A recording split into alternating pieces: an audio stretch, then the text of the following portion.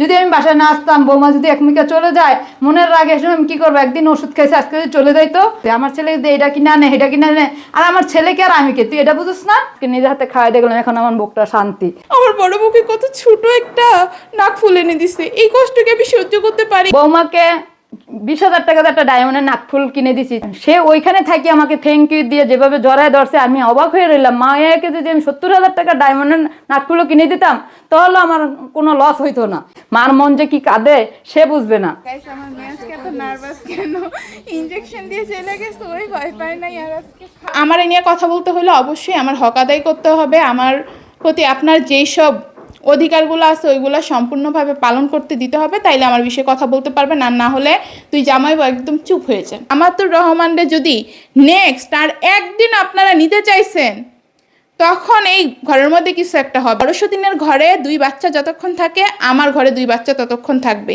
বড়সতিন ক্যামেরার সামনে আসতে তার অনেক ভয় লাগে, অথচ সাইড থেকে খুঁচা মারা কথাগুলো সে ঠিকই বলতে পারে। এই কথা বললেন না তো ওদেরকে নিয়ে।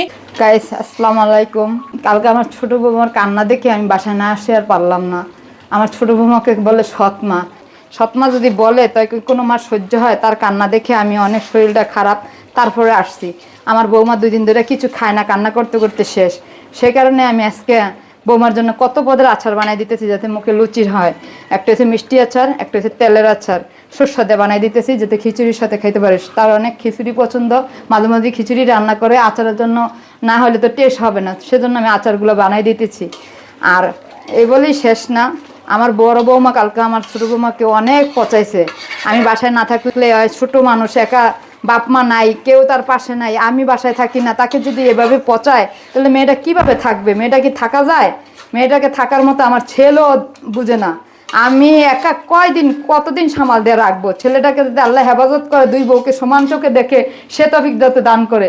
আমি তো আর বড় বৌমা কালো দিকে ছোট বৌমা সুন্দর নিয়ে আসি নাই, তারাই আনছে, তারাই বিয়ে করছে। 2টা বউকে সমান করে দেখুক, তাহলে তো আমার এই যন্ত্রণা ভোগ করতে নেই। আজকে আমার অসুস্থ শরীর নিয়ে দৌড়ে বৌমার জন্য আসতেছে বাসায়। যদি আমি বাসায় না আসতাম, বৌমা যদি একমিকা চলে যায়, মনের রাগে এসে আমি কি করবো? একদিন ওষুধ খাইছে, আজকে যদি চলে যাই তো আমি তাড়াতাড়ি সকালবেলা ঘুম থেকে অনেক দোকান খুঁজছি বৌমার জন্য নানান কিছু আনবো। তারপরে পাইছি কটা কাঁচা আম, লটকা, তারপরে নাতির লেগে ড্রাগন, নাতিটারও আমার কাছে দেয় না, এদিকে দরজাটা আটকে বসে। এরকম করলে কি বড় বৌমার সাথে চলা যায়? সে কি বুঝে না? বরঞ্চ সে দিন দিন রাগ আরো বাড়াইতেছে। আমার ছেলে এটা কিনে আনে, এটা কিনে আনে, আর আমার ছেলেকে আর আমি কে, তুই এটা বুঝিস না? আমার ছেলেকে কান পড়া দিয়ে বলে আমি দেখি না, নাতিকে দেখি না, ওরে খোঁজ খবর নেই না, কতদিন ধরে আসছি।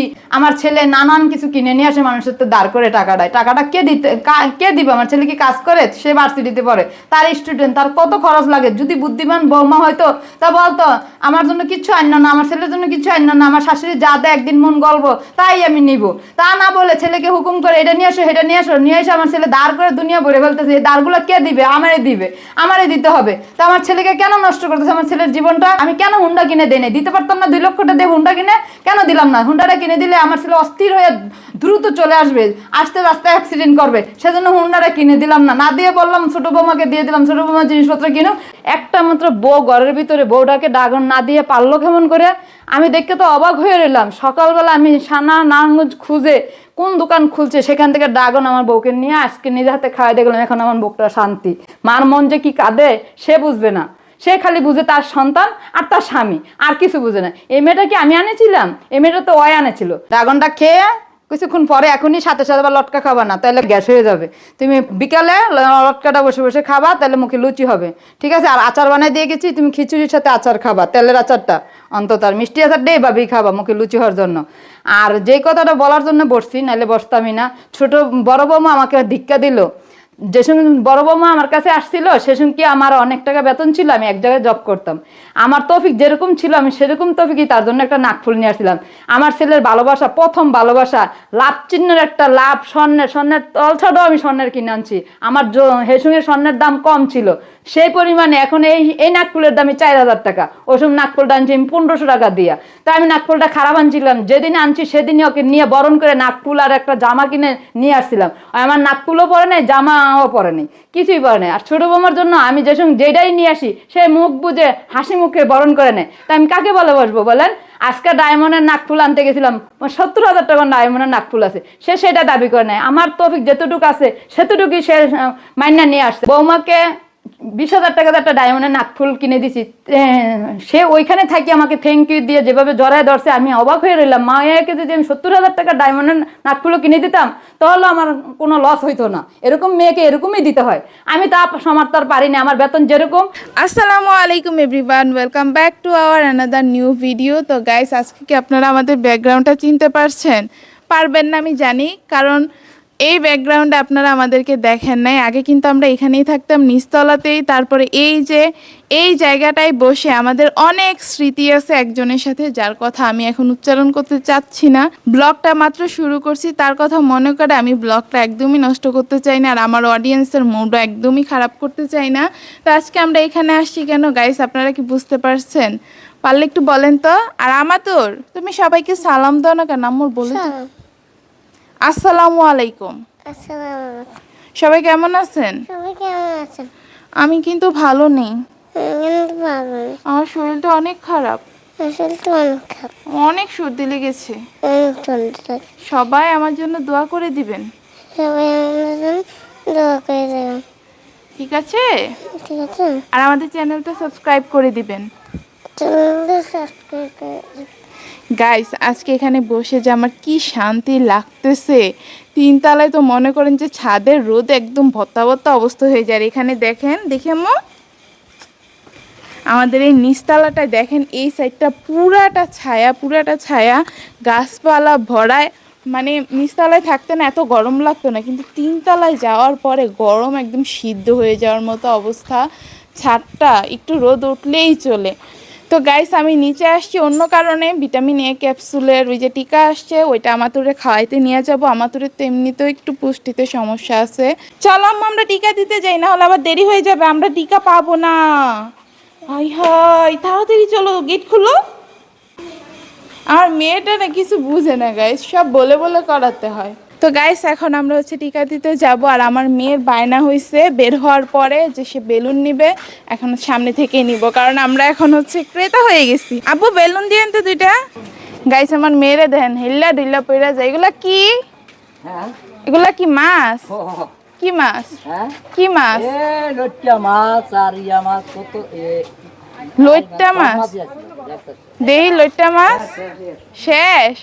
তো যাই হোক, বেশি কথা বলবো না, এখন বাড়ি খুঁজে পাইতেছি না গাইস। এদিক দিয়ে আগে যাইতাম, এদিক দিয়ে দেখে এখন বিল্ডিং হয়ে গেছে। একটু দেখান, ক্যামেরাম্যানটা একটু দেখায়ও নাই। ওর বয়স কত?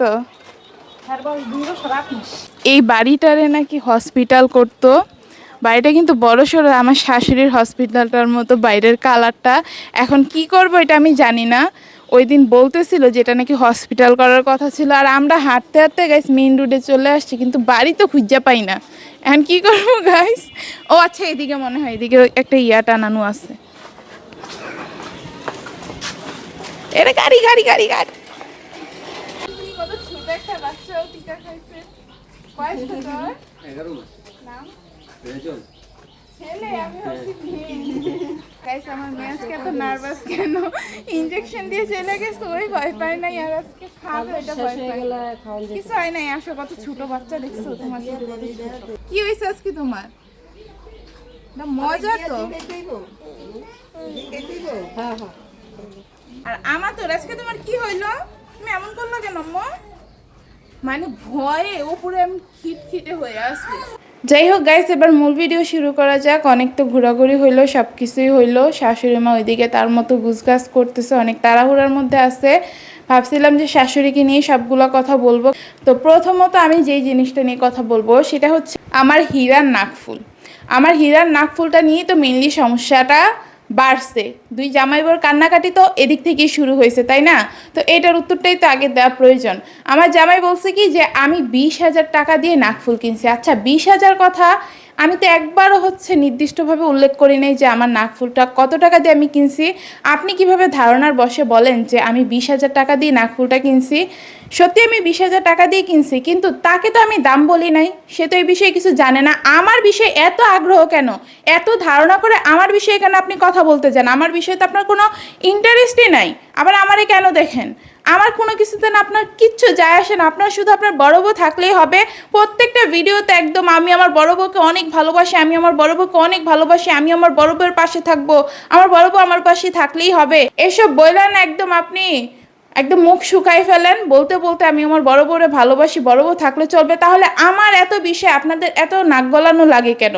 আপনাদের এত জ্বলতেছে কেন? আপনারা যে বলেন আপনাদের জ্বলে না, না জ্বললে তো আপনারা আমি হীরার নাকফুল কিনি না, আমি হীরার একদম পুরা ঘরটাই আমার হীরা দিয়ে সাজাই ফেললাম, আমার পুরাটা রুম, সেটা তো আপনার দেখার বিষয় না। আপনাদের জ্বলে বলেই তো আপনারা আমি কি করতেছি না করতেছি A to Z সব কিছু দেখতেছেন। তারপরে আপনাদের সমস্যা হচ্ছে আমার জন্য 20,000 টাকা দিয়ে নাকফুল কিনে ফেলছে, আপনার বড় বউয়ের জন্য তো একটা ছোট্টখাট্ট নাকফুল কিনে আনলেও পারতো। ও আপনাদের জন্য হচ্ছে ছোট্টখাট্ট একটা নাকফুল কিনে আনবো ঝামেলা মিটমাট করার জন্য, আর আপনি আপনার বড় বউ তখন বলবেন কি ক্যামেরার সামনে সবার কাছে এসে কান্নাই করে দিবেন। গাইস দেখেন আমার বড় বউকে কত ছোট একটা নাকফুল এনে দিছে, এই কষ্টকে আমি সহ্য করতে পারি গাইস। আমার বড় ছোট বউকে এনে দিছে 20,000 টাকা দিয়ে, আমার বড় বউকে এনে দিছে 10-12,000 টাকার একটা নাকফুল, এটা আমি সহ্য করতে পারি? মানে আপনারা যে কোন ধরনের কালপিত একবার আপনারাই চিন্তা করেন। আনতাম ভালোর জন্য, দেখা যেত যে হিতে বিপরীত হয়ে গেছে, আপনারা দুই জামাই বউ মিল্লা আবার বদনাম করা শুরু করছেন। দেখেন গাইস আমার বউরে কত ছোট একটা নাকফুল এনে দিছে। আর ডায়মন্ড এটা তো মনে করেন যে আমার শখ ছিল, আমি আম্মুরে বলছি, আম্মুরও শখ লাগছে, আমারে কিনে দিচ্ছে, টাকা আছে কিনবো না কেন, ভালোটাই কিনবো। তো নর্মালি আমাদের মধ্যবিত্ত সংসারে তো সবাই স্বর্ণের নাকফুলি পরে ভাই, কয়জনে ডায়মন্ডের নাকফুল পরে আমার একটু বলেন তো? 20,000 টাকার একটা নাকফুল কে পরে? আছে কেউ মধ্যবিত্ত খুঁজা পাবেন আপনি যে 20,000 টাকা দিয়ে শুধু একটা নাকফুলি পরে? তো আমার শাশুড়ি ওই হিসাব করে আপনার বউরে 1,500 টাকা দিয়ে নাকফুল এনে দিছে, সেইটা আপনার হচ্ছে চোখে লাগে না। আজ থেকে আরো 6 বছর আগে স্বর্ণের মূল্য বুঝেন আপনি? আমার নিজেরই তো স্বর্ণ পছন্দ, আমি ওই দিন আমার যেই দিন নাকফুল কিনতে গেছি সেই দিনও আমি বলছি যে আমার স্বর্ণ পছন্দ, কিন্তু ওই যে সবার জীবনে একটা শখ থাকে না, তা আমার জীবনেও শখ যে আমি হীরা পরবো, আমার হাতে যদি কখনো টাকা আসে আমি জীবনে একটা হইলেও হীরা পয়রা দেখবো, তা আমি আমার শখে কিনছি। যাই হোক, আমার কোনো কিছু তার তো আপনাদের কোনো নাকি মাথা ব্যথা নেই, তাহলে আপনাদের এখানে তো মাথা ব্যথা কেন আসতেছে? আমি নাকফুল কিনছি এটা নিয়ে এত কষ্ট কেন আপনার লাগতেছে? আবার বলছেও যে আমার কষ্ট লাগবে না, আমার মা 20,000 টাকা দিয়ে ছোটো বড় নাকফুল কিনে দেয়। তা আপনার মায়ের সাথে সম্পর্ক ভালো করেন না কেন?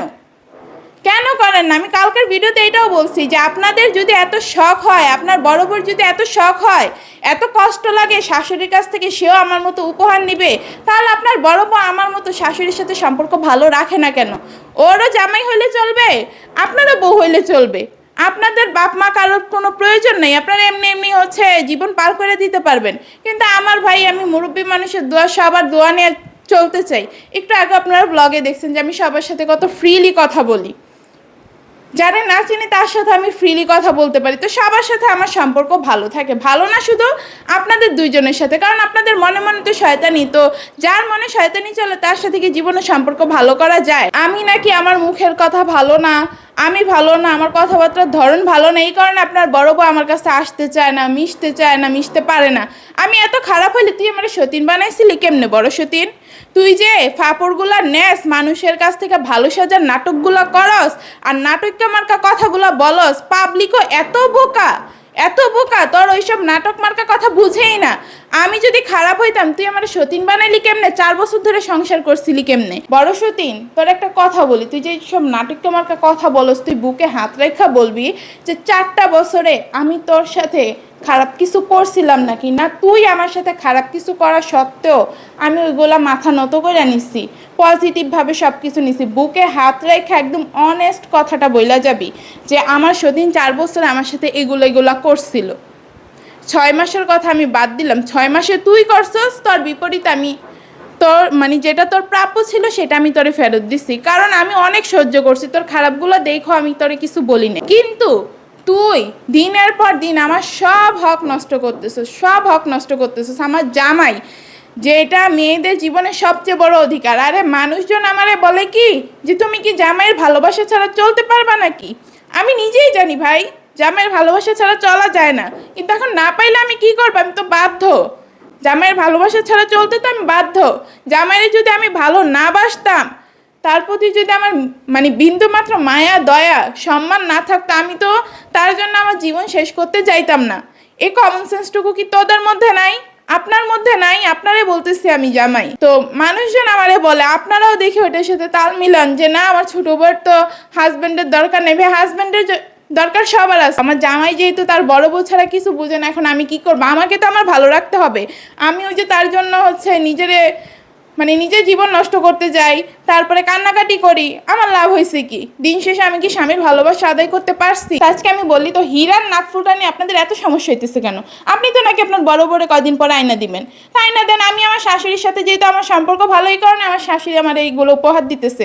আপনি যদি আমার ভালোবাসতেন, আপনার সাথে যদি আমার সম্পর্কটা ঠিক থাকতো, আপনি যদি সম্পর্কটা ঠিক রাখতেন, তাহলে আপনি দিতেন, আমাদের দুইজনকে হয়তো একসাথে দিতেন।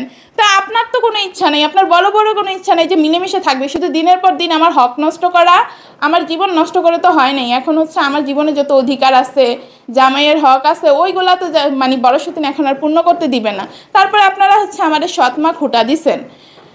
আপনি বলছেন, আপনি একটা কথা মনে হয় বলতে ভুলে গেছেন, শুধু এইটুকু কথাই উল্লেখ করছেন যে ভিডিওতে আমি কখনো ওকে সৎমা বইলা পরিচয় দিছি নাকি? ভিডিওতে তো দেন নাই। আমি কি বলছি? আমি কালকের ভিডিওতে একবারও বলছি যে গাইস ভিডিওতে এসে আমার সৎমা আখ্যা দিছে?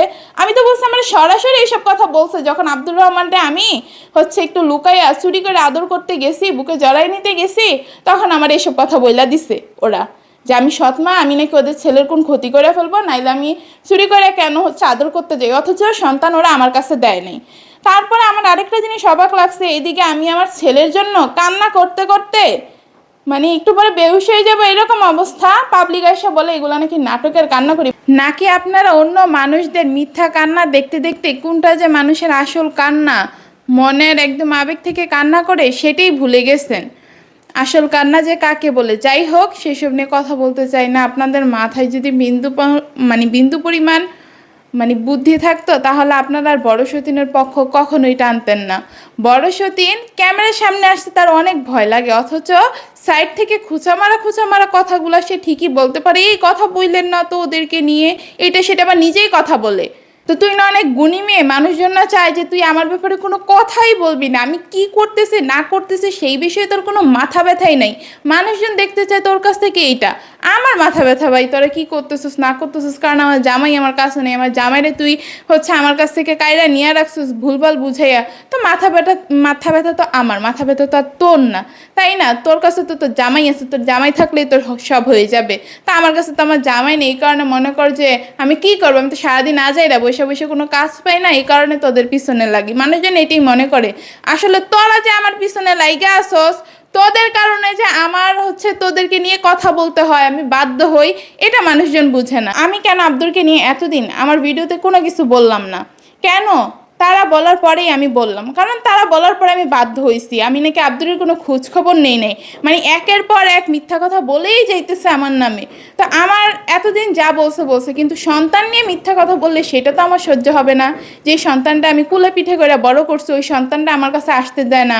মানুষের কাছে ভুলভাল মিথ্যা কথা বইলা সিম্পেথিও নিবে তারা। আমি মুখ বুঝে থাকলে তো ওরা মনে করেন যে আরও বেশি আশকারা পেয়ে যাবে যে ওর নামে তো এত কিছু বলি, ও দেখে আমাদের এগুলোর কোনো উত্তরই দেয় না। এই কারণে আজকে উত্তরগুলো দিতে বাধ্য হইলাম। তা আমি এতদিন এই কারণেই কথা বলি নাই, কারণ আমার ছেলে নিয়ে যখন আমি এইসব কথা বলবো, আমার যে কথাগুলো বলছে, আমি আইসা আর না হলে 1 ঘন্টা ধরে কান্না করছি।